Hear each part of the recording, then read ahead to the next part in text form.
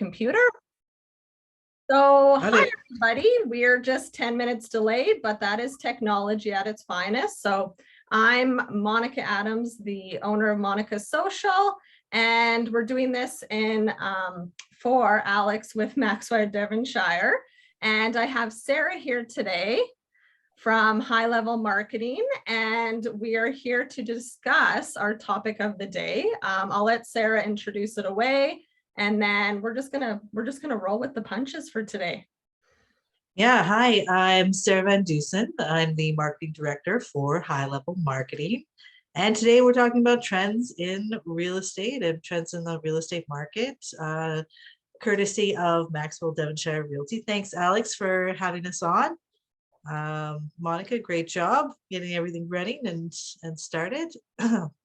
For the next one, we'll make sure we have it live on actual Maxwell Devonshire. So it prompted me, this is a good learning lesson, actually. It prompted me to go live, but then it was hooked up to my Facebook account and it didn't ask what Facebook business page I wanted to go live on. It just gave me Monika Adams. So it didn't give me any of like Maxwell's that I manage. It didn't give me that. So, hey, learning opportunities for all.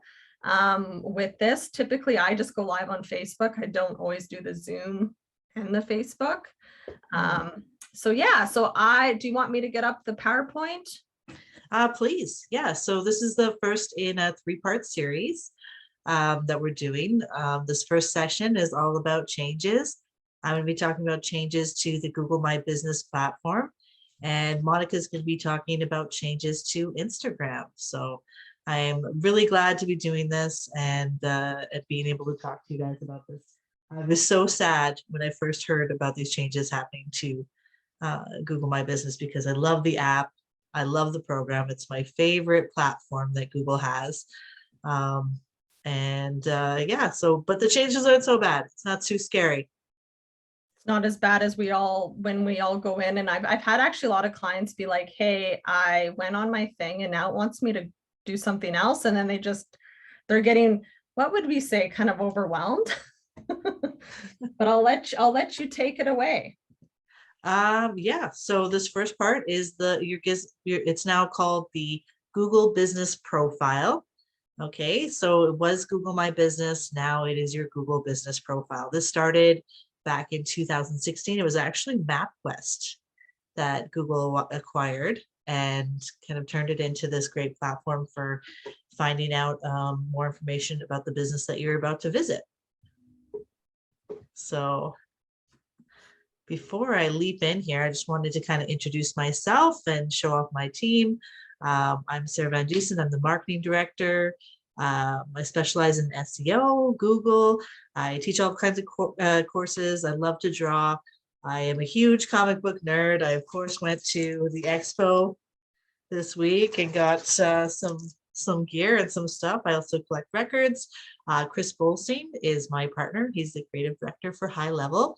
He manages to create fantastic, beautiful brands, design websites, and he loves the Oilers and produces music. So we basically are a local Edmonton company that helps to build a marketing plan for your business based around website SEO and Google. Next slide, please. Awesome. So we are huge believers in local and keeping it local. We are specialized in Edmonton and Edmonton area, which helps us so much when we are creating our SEO because we have that localization and all of our text for neighborhoods, streets. We know exactly where you're going to be targeting. We love to buy local, eat local, and use locally made products and services. So we always kind of give back to companies and families in our community. Right, so our key services at High Level are obviously Google, but web design. We love building our clients beautiful functional websites. We manage all kinds of Google accounts, engaging with your target market. We specialize in SEO, search engine optimization, and we do this using Google and social algorithms. We do training like we're doing today, one-on-one training, full seminars, and we're also taught at local universities like Nate and Grant McEwen. So yeah, we look forward to doing our presentation today. So this next slide is the big overview of Google My Business. So Google is your listing for your business on Google Search and Google Maps now. As I mentioned, it has changed over to be called Google Business Profile. And so where you're going to be managing it now, moving forward, is on Google Search and on Google Maps. So when you're making these changes on Google Maps, that's going to be showing up when people are looking for directions to your location. So if you want to add a new exterior photo or something like that, that's where it's going to, you want to manage it from. For Google Search, this is where you're going to update the descriptions, the information about your company. It's also where you're going to be adding in your updates and things like that. Next slide, please. So Google it. I'm sure you've all had a conversation with somebody where they've asked you something simplistic and you're like, it's just on Google. Just grab your phone, Google it. Your search engine result is one of the best ways to be found by customers that are searching for your real estate business. Google has products that you can add. You can have a brief description, a photo, a price, and a link to your MLS listing. So this is really handy for real estate agents. If you want to list a new home on the market, you can actually list it on your Google.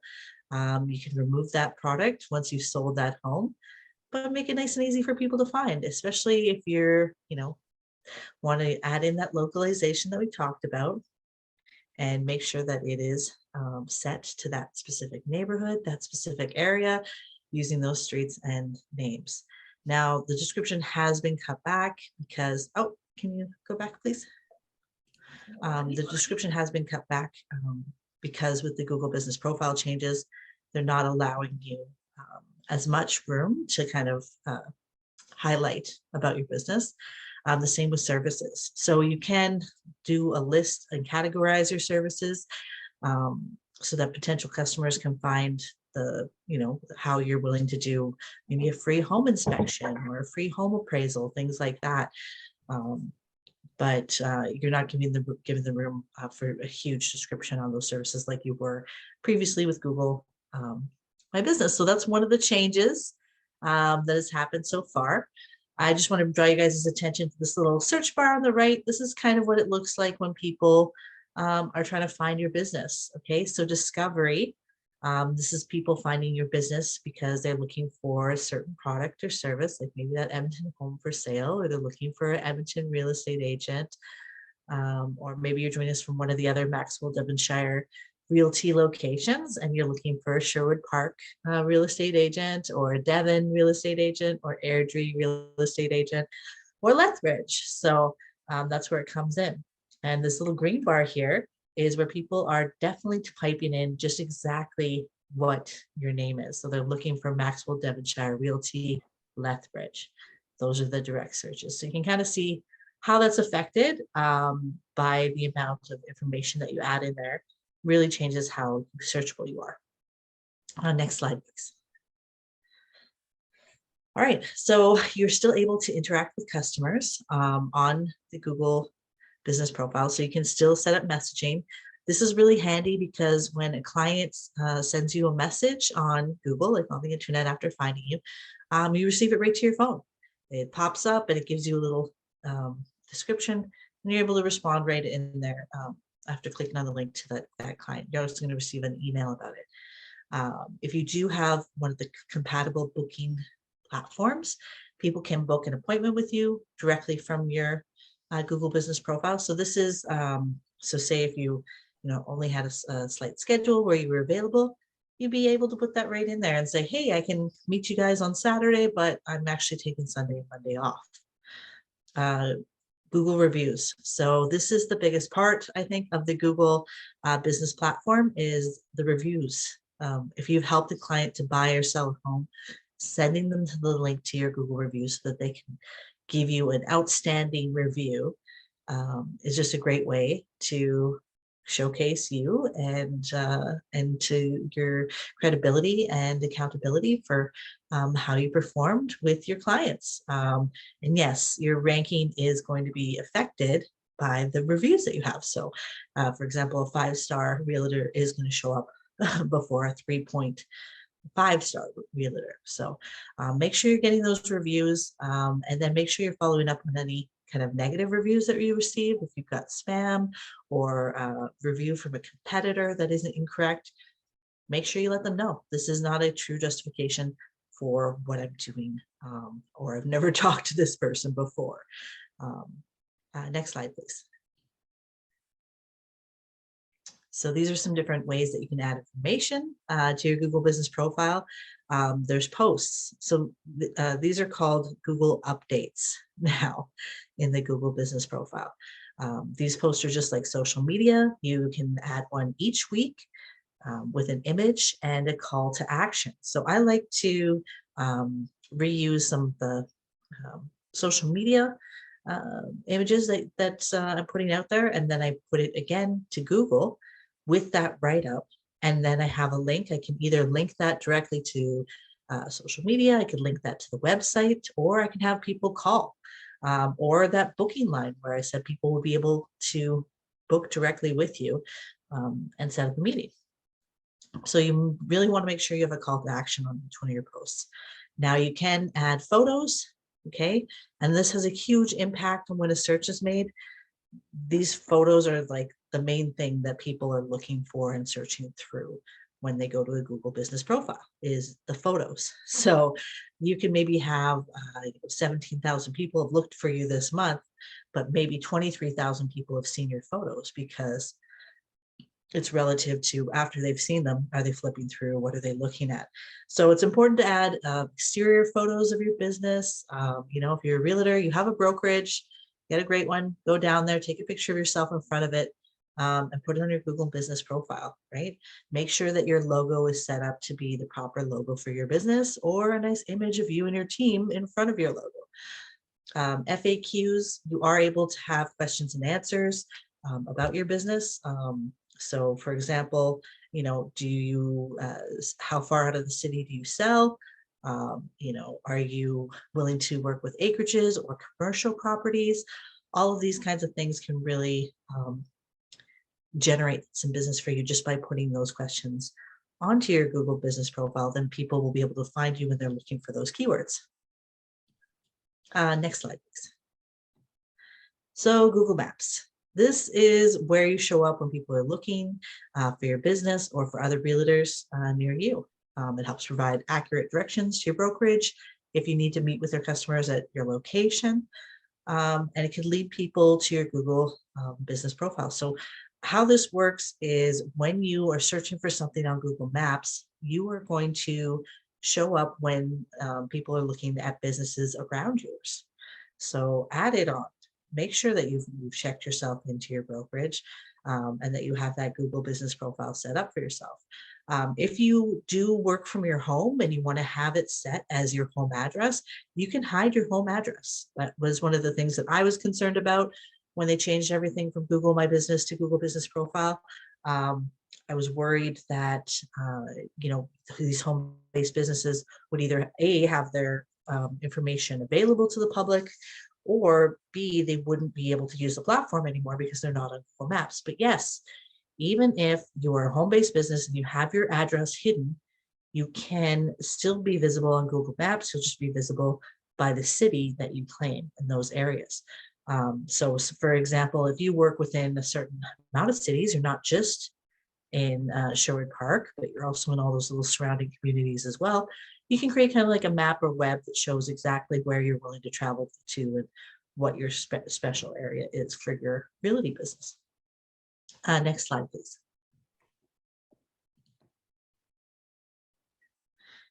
Okay, so when you are creating a brand new Google Business Profile, you can no longer enter your address to verify, which is odd because this was one of the biggest features for security for Google Business, was that you could have a postcard sent out to your home to say that, yes, that is the address of this business. This is someplace where people are conducting business from.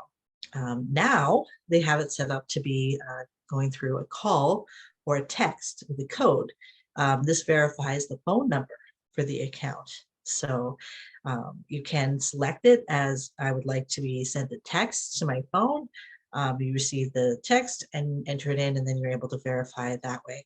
Now, you do have to have a legitimate Google account or set up already in order to create a Google business profile. So you'll want to make sure that you have one or that you're logged in. If you don't think that you have one, you probably do. You have to set one up in order to listen to YouTube and things like that. So you will probably most likely have one that you're already logged into, even if it's like an Outlook or a Yahoo. It can still create a Google account from there. So you log into that, set up your Google business profile, and verify by phone. And that's everything for me today. We just wanted to kind of keep this short and sweet. If you have any questions about the changes to Google Business Profile, I am happy to answer them. This is my contact information here. highlevelYEG.ca is our website. My phone number is 780-667-7035. Or you can email me directly at sarah@highlevelYEG.ca, or get a hold of Alex, because I would love to have an introduction to you personally. I'm going to pass it over to Monika to answer all of your questions about Instagram and the changes there. Hi, everybody. So I'm multitasking. I think I'm live on Maxwell and I'm live on my Monika Adams account. So all good things are still being viewed by everybody. So I am going to be talking about Instagram changes that have happened over this year. I'm sure you've all realized that there's been so many changes that it's hard to keep up with what to be doing to increase your engagement. So I am Monika Adams, the owner of Monika Social, your local social media marketing strategist. I do offer social media management is my main service. And then secondary, I do coaching and training services. So if you want to be trained on how to do reels or how to utilize Instagram to its full potential as a real estate professional, then that's definitely a service that I offer. But we're going to get rolling right on exactly what the biggest changes. So I know a lot of people always hear about the Instagram algorithm. I like to always tell people that it's something that you don't really need to be focusing on too much. A lot of people will say, hey, how can I beat the algorithm? It's not so much about beating it as it is with working with it to your advantage. So I'm sure you've all noticed on your Instagram feed, there's now an option where you can do either following or your favorites. So this is something that they actually offered in the beginning of when they started Instagram in 2016. What they're offering is for you to customize your feed. So a lot of people now have noticed that the engagement has gone down on Instagram, and that might just be because less people are viewing your stuff if they've picked favorites. So favorites is basically, I'm going to pick, 10 accounts that I want to see in my feed, and then I won't see everybody else's stuff. So then it does affect your exposure on Instagram. A lot of people have come to me lately, hey, Monika, I'm not getting a lot of engagement and exposure on Instagram. Why do you think this is? So one of the reasons is because they introduced this following and favorite home feed views. So a lot of people, I say, just make sure that there's other things that you focus on. So they are going to be also not giving as much emphasis when basically you always were seeing suggested content. You're not going to see that as much anymore. I'm sure you've realized when you go on Instagram, you're basically seeing Instagram reels at the top of the feeds. The reason behind this is they're trying to compete with TikTok. TikTok is blowing up and has surpassed the downloads for that app in the last 2 years. And during the pandemic, the reason behind this is that it was something a little bit more entertaining, fun, and, well, just to be honest, something a little bit more lighthearted than always business posts. So people were kind of drawn to TikTok. So now Instagram is having to compete a little bit, and that's why they're bringing things like Reels more to the forefront. Another thing is that they are prioritizing original content. So they don't really want you so much to be reposting other people's content. So if you're always reposting other people's content, it is not going to get as many views or as much exposure. So I always like to say, it is okay to reshare, if you're having an event with somebody, like today, if I'm having an event or a webinar, but don't be you doing your 3 posts a week, always resharing somebody else's content, because that won't get very good exposure. Other than that, they are going to be penalizing people who are resharing things from TikTok. So if you go in TikTok and record a video and then go back to, so you're in TikTok, you record a video, and then that TikTok watermark is on your video and you use it as a reel, that will affect the exposure of that actual reel. So make sure if you're doing that, that you at least use an app to take away the TikTok watermark so that it gets the proper exposure. Again, it's always better if you actually record your reels in Instagram organically and don't use a third-party app, because that will affect the views and the engagement. And then it is improving the content that it sees, but it is identifying images or videos that are based more on keywords and hashtags. So yes, hashtags are important, but you do need to be making sure that you are using relevant hashtags that are going to help you with keywords. So I will go over a little bit more about hashtags to do with reels, but I just wanted to go over a couple of the algorithm changes that have really affected Instagram this year. Okay, so how Instagram ranks reels. So Instagram reels, the algorithm creates content from both accounts you follow and the ones you don't follow, provided that the content is similar to what you've engaged with before. So if you're always on Instagram looking at real estate reels, because that's your niche, your industry, then you're going to notice that your account is always prioritizing those type of reels. You're going to go onto your feed and say, oh my God, I'm seeing all the real estate reels. How come that's all I'm seeing? It's because that's mostly the accounts you're looking at or the reels you're looking at. Now, if you go on your Instagram and you're like, hey, what is a reel? It's basically those short curated videos. So on your Instagram app, it is the middle little icon.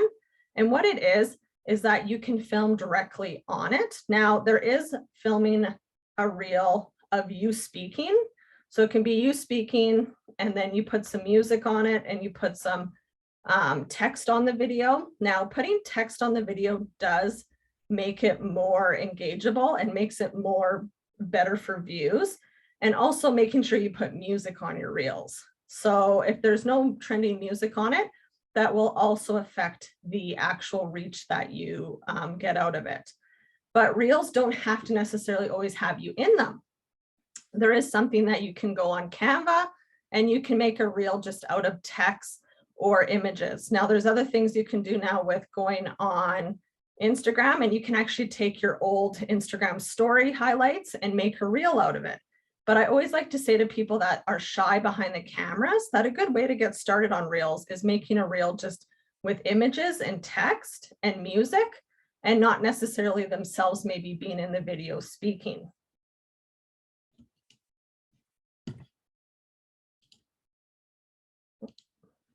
Okay, so one of the biggest things that I want you to get out of today is that if you currently aren't incorporating reels into your Instagram marketing strategy, it's something you really need to focus on.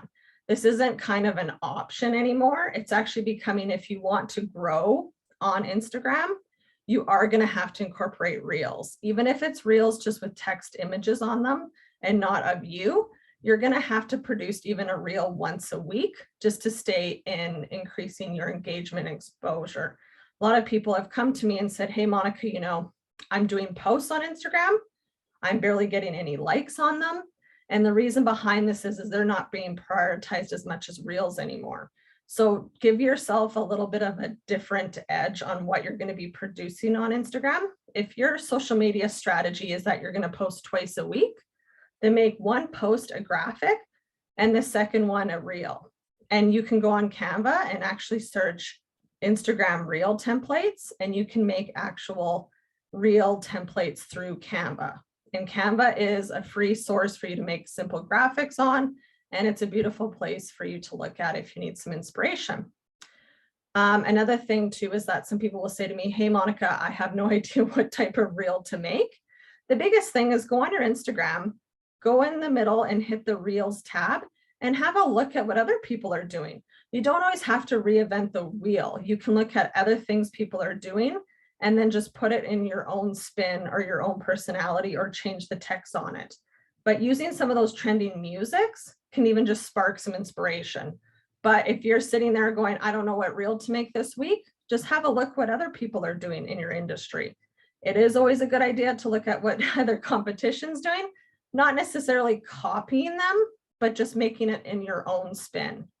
And remember that reels are going to probably go nowhere. So it is something that you are going to have to incorporate in your Instagram marketing strategy. I just wanted to keep this super short so that people could answer questions, but I actually just wanted to pop on Instagram quickly just to show you guys a few things. I do find that a lot of people necessarily, they know what reels are, but they haven't really incorporated them yet. And they're looking for content ideas about reels. So I just wanted to, I'm actually going to stop sharing so you guys can see my face while I talk.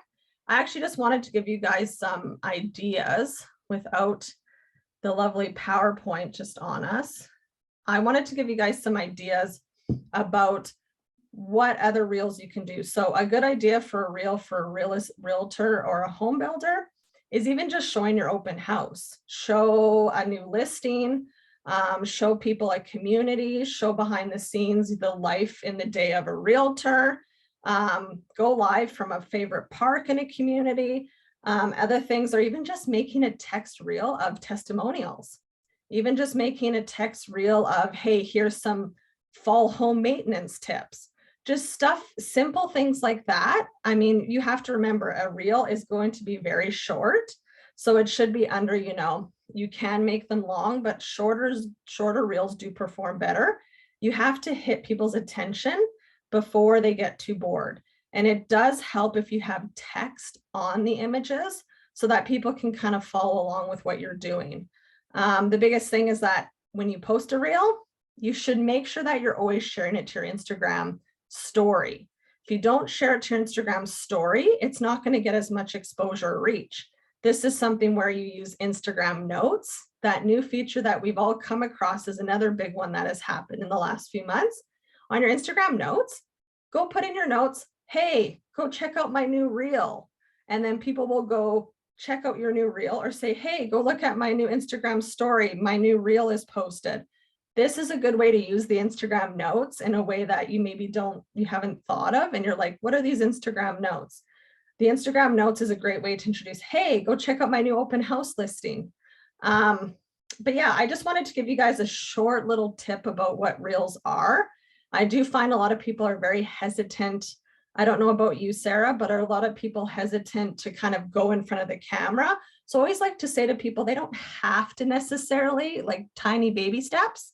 They can make a reel with just images and text over them, showing even marketing stats. So for Maxwell Devonshire, I'll make a reel out of the previous month's report stats. I'll make a reel for, you know, fall home maintenance. There is other things to do where it doesn't have to be a person in the reel. But you are your own worst critic, and it's not that bad being recorded on video. Here we are being recorded right now. So, you know, pull up your big girl or big boy pants and just, you know, do it. Get out there, record yourself. You're going to get better and better at it. You know, you may not like it today or tomorrow, but you know what, next month, next year, you'll be really glad you did. Yeah. And have you found now though yourself even going on Instagram that you mostly see reels? Reels and suggested content. If you want to stop that, you're going to actually have to click up on the top corner and say, I don't want any suggested content, or snooze suggested content for the next 30 days. Then you're going to see more of your friends and the accounts that you interact with on a regular basis, people you want to see. Exactly. So we wanted to keep this super short and sweet. Even with today's hiccups, I still have it recorded on Zoom. So if you didn't get to watch it on my Monika Adams account or the Maxwell Devonshire, I am going to be actually putting this on YouTube and then resharing it to the Maxwell Devonshire Facebook page so that basically all of you can watch this when it's a good time for you, which is what most people do. Most people have to do it, watch it later on. But do we want to talk about our next series? Yeah, well, we haven't, did we set a date for that yet? We are going to announce it with the proper date, but I just wanted to go over basically what, the next topic will be. Yeah, we're going over some marketing trends. You guys are going to love it. So make sure if you enjoyed this part of it, and this first part of the series, tune in for the second and third parts. We've got lots more information, all the updates, all the latest. Make sure you tune in and make sure you follow Monika's social, Maxwell Devonshire Realty, and High Level YEG. Sounds good. I hope you guys all enjoyed this. Send us your feedback and questions. And if you have any additional questions, just send them to Alex and he will CC Sarah and I in those questions. I hope you guys all have a great rest of your day and we'll see you again for the next series. Bye. Bye. Thanks for having me.